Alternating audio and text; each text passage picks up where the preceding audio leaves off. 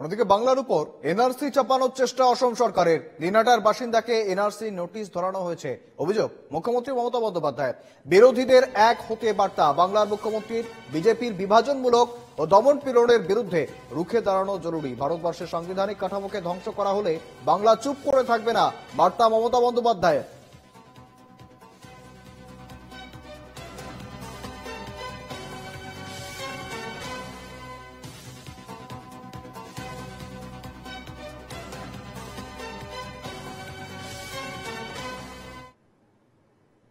ये हालत है भारतीय जनता पार्टी के वजह से।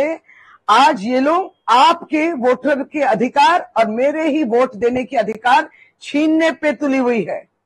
वो आपका अधिकार हमारे अधिकार छीनने वाली है, आपको डराने वाली है, धमकाने वाली बात।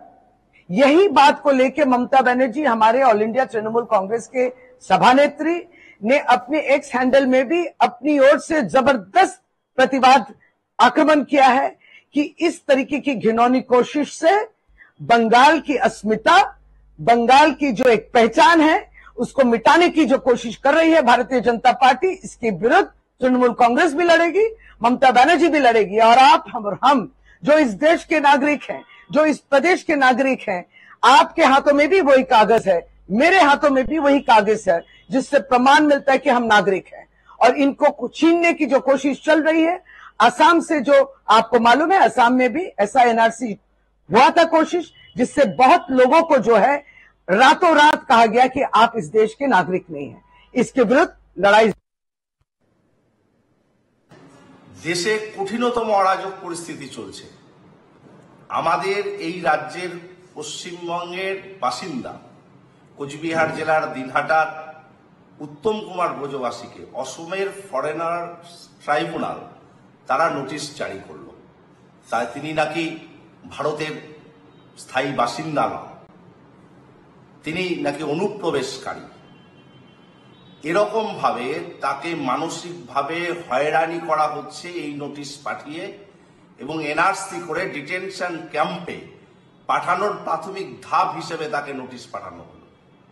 আমরা কোচবিহারের মানুষ হতভাগ।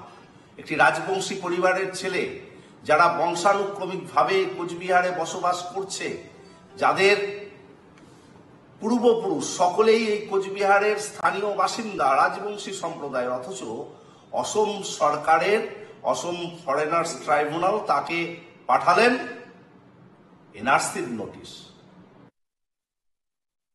বিদেশি ভোটার যারা আছে, যারা অনুপ্রবেশকারী আছে, এখানে জাকিয়ে বসে আছে, তাদের ভোটে মমতা ব্যানার্জির সরকার জেতে।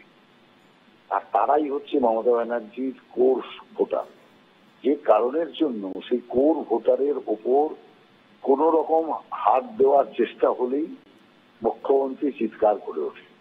তো মুখ্যমন্ত্রী চিৎকার করলে কি আসে যায়? পশ্চিমবাংলার মুখ্যমন্ত্রী যদি বিদেশি নাগরিকদের তাড়ানোর চেষ্টা না করে, চারিদিক দিয়ে বিদেশি নাগরিককে তাড়ানোর চেষ্টা তো করতেই হবে। এটাই হচ্ছে গণতন্ত্র, এটাই হচ্ছে ভারতের সার্বভৌমত্বের সবচেয়ে বড় একটা লক্ষণ বলে আমি মনে করি।